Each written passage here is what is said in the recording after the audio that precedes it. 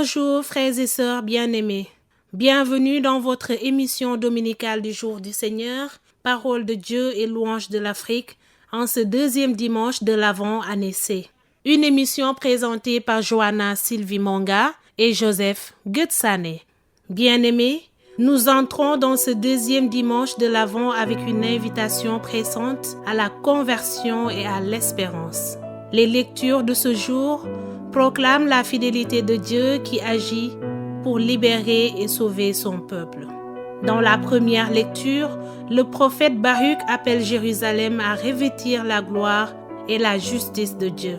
Il annonce un avenir où toute épreuve sera aplanie et où la lumière de la gloire divine guidera son peuple dans la joie. Le psaume fait écho à cette espérance. Il chante la joie d'un peuple libéré qui passe des larmes à l'allégresse grâce aux merveilles accomplies par le Seigneur. Saint Paul, dans sa lettre aux Philippiens, nous encourage à marcher dans la droiture, remplie d'un amour éclairé et d'un discernement juste, afin d'être prêts pour le jour du Christ. Enfin, l'évangile de Saint Luc nous présente Jean-Baptiste, la voix qui crie dans le désert. Il nous exhorte également à préparer les chemins du Seigneur par une conversion sincère, car le salut de Dieu est proche et se révélera à tous. Que cette liturgie nous aide à ouvrir nos cœurs et à rendre nos vies droites et lumineuses pour accueillir le Seigneur qui vient. Préparons-nous, bien-aimés, dans l'espérance et la joie.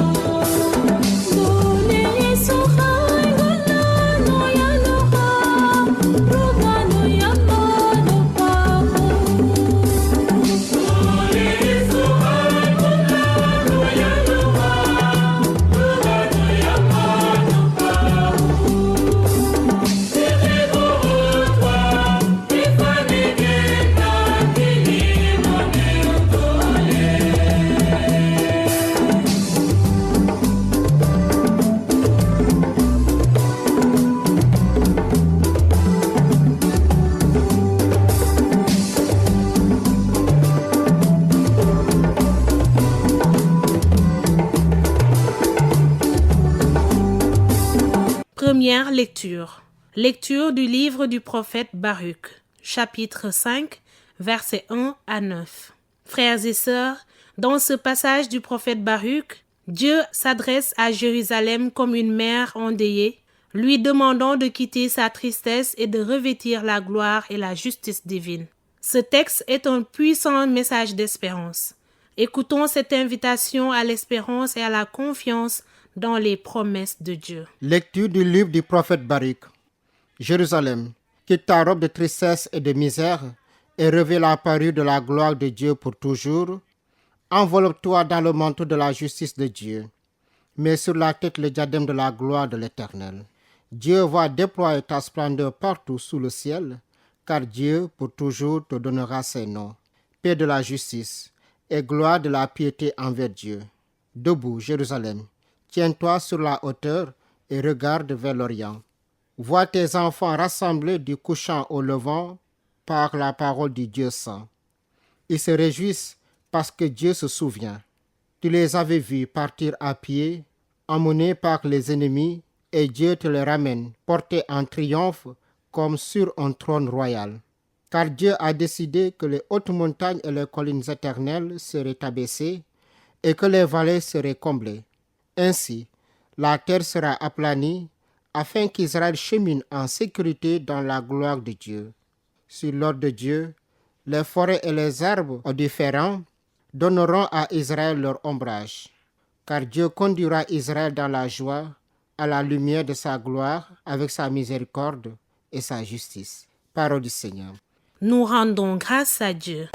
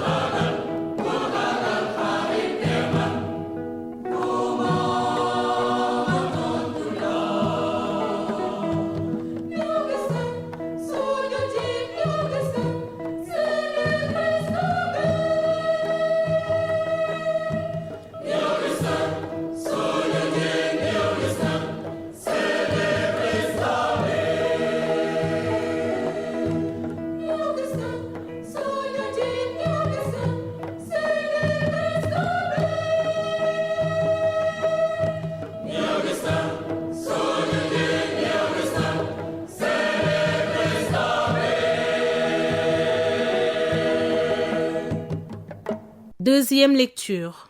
Lecture de la lettre de Saint Paul apôtre aux Philippiens. Chapitre 1, versets 4 à 6, des versets 8 à 11. Dans cette lettre pleine d'affection, Saint Paul exprime sa joie et sa confiance en l'œuvre de Dieu qui se poursuit dans la communauté des Philippiens. Il les invite à grandir dans l'amour, la connaissance et le discernement afin de se préparer au jour du Christ. Ce message nous rappelle que Dieu agit en chacun de nous et nous appelle à une vie remplie du fruit de la justice pour sa gloire. Écoutons cet encouragement à progresser dans notre foi est notre engagement. Lecture de la lettre de Saint Paul apôtre aux Philippiens. Frères, à tout moment, chaque fois que je prie pour vous tous, c'est avec joie que je le fais, à cause de votre communion avec moi, dès le premier jour jusqu'à maintenant par l'annonce de l'Évangile. J'en suis persuadé, celui qui a commencé en vous un si beau travail, le continuera jusqu'à son achèvement au jour où viendra le Christ Jésus. Dieu est témoin de ma vive affection pour vous tous dans la tendresse du Christ Jésus. Et dans ma prière, je demande que votre amour vous fasse progresser de plus en plus dans la pleine connaissance et en toute clairvoyance pour discerner ce qui est important. Ainsi, serez-vous purs et irréprochables pour le jour de Christ, comblés du fruit de la justice qui s'obtient par Jésus-Christ pour la gloire et la louange de Dieu. Parole du Seigneur. Nous rendons grâce à Dieu.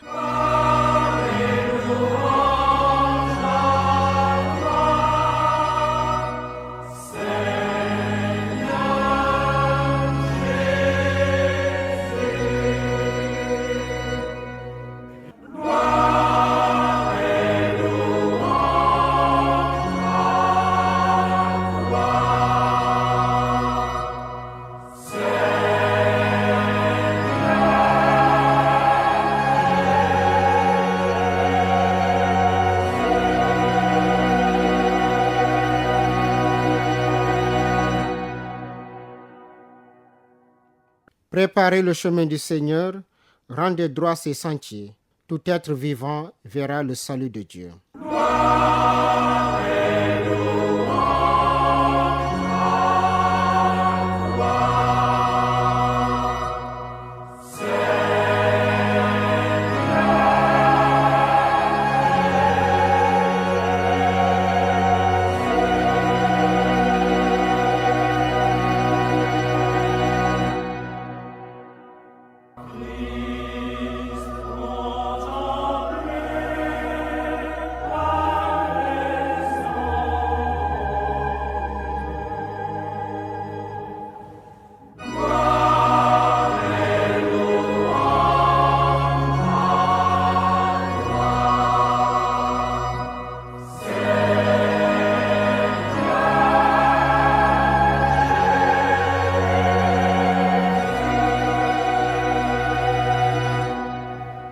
Évangile de Jésus-Christ selon saint Luc.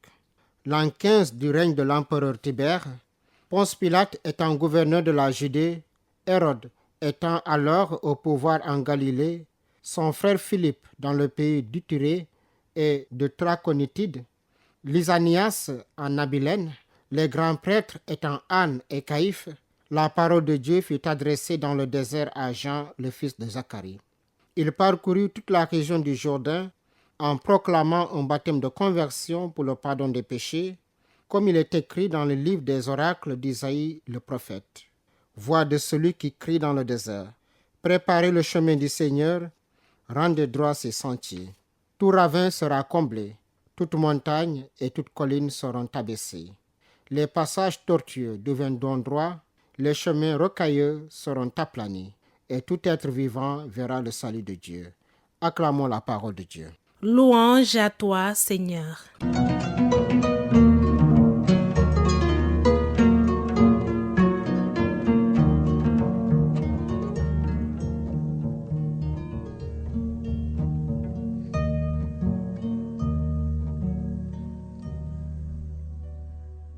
Frères et sœurs, en ce deuxième dimanche de l'Avent, année C, nous pouvons retenir 4 points pour comprendre l'évangile de ce jour selon saint Luc, chapitre 3, versets 1 à 6. Cette lecture place devant nous une figure centrale du temps de l'Avent, Jean-Baptiste, le précurseur, celui qui prépare le chemin du Seigneur. Sa mission, comme le proclame saint Luc, est un appel à la conversion, une invitation à transformer nos cœurs et nos vies pour accueillir le salut de Dieu. Premier point, un contexte historique et universel. Luc commence par situer la mission de Jean-Baptiste dans un cadre historique précis. Sous l'empereur Tibère, avec Ponce Pilate, Hérode et d'autres figures politiques et religieuses, ce détail souligne une vérité importante. Le salut de Dieu s'inscrit dans l'histoire humaine, dans le concret de nos vies. Ce n'est pas une idée abstraite, mais une réalité qui touche chaque époque et chaque lieu. La parole de Dieu n'a pas été adressée à ces puissants, mais à un homme simple, Jean, dans le désert. Cela nous rappelle que Dieu choisit souvent des moyens humbles pour accomplir son dessein. Deuxième point, préparer le chemin du Seigneur. Jean-Baptiste proclame un message clair. Préparez le chemin du Seigneur, rendez droit ses sentiers. Ces paroles tirées du prophète Isaïe utilisent l'image d'un chantier pour nous parler de notre vie spirituelle. Les ravins à combler, les montagnes à abaisser, les passages tortueux à redresser, ce sont les obstacles qui entravent notre relation avec Dieu. Premièrement, les ravins qui représentent nos manques de prière, nos manques d'amour ou d'espérance. Les montagnes qui symbolisent nos orgueils, nos prétentions et nos résistances à la volonté de Dieu. Les passages tortueux qui signifient nos péchés, nos compromis et les chemins où nous nous éloignons de l'Évangile. L'Avent est un temps favorable pour entreprendre ces travaux intérieurs. Ce chemin de conversion n'est pas une simple résolution personnelle, mais une réponse à l'amour de Dieu qui vient à notre rencontre. Troisième point, tout être vivant verra le salut de Dieu. L'objectif de cette préparation est clair. Tout être vivant verra le salut de Dieu. Ce salut qui se révèle pleinement en Jésus-Christ est universel. Personne n'en est exclu. Cependant, il existe une ouverture de notre part, une écoute de la parole, un retour sincère vers Dieu et un engagement à vivre selon ses chemins. Dans notre monde souvent marqué par les divisions, les injustices et le repli sur soi, cet appel à rendre droit les chemins résonne aussi comme une mission communautaire. Préparer le chemin du Seigneur, c'est aussi œuvrer pour plus de justice, de paix et de fraternité dans nos relations et nos sociétés. Enfin, quatrième point, agir dans l'espérance. En ce deuxième dimanche de l'Avent, nous sommes invités à entrer dans une dynamique d'espérance et de conversion. Dieu ne demande pas la perfection immédiate, mais un cœur prêt à se laisser transformer. Comme Jean-Baptiste, devenons des témoins qui préparent les chemins du Seigneur afin que son salut soit visible dans notre vie et autour de nous. Frères et sœurs bien-aimés, laissons la lumière de l'Avent éclairer nos efforts. Alors, avec un cœur renouvelé, nous pourrons accueillir dans la joie celui qui vient nous sauver, Jésus-Christ. Amen.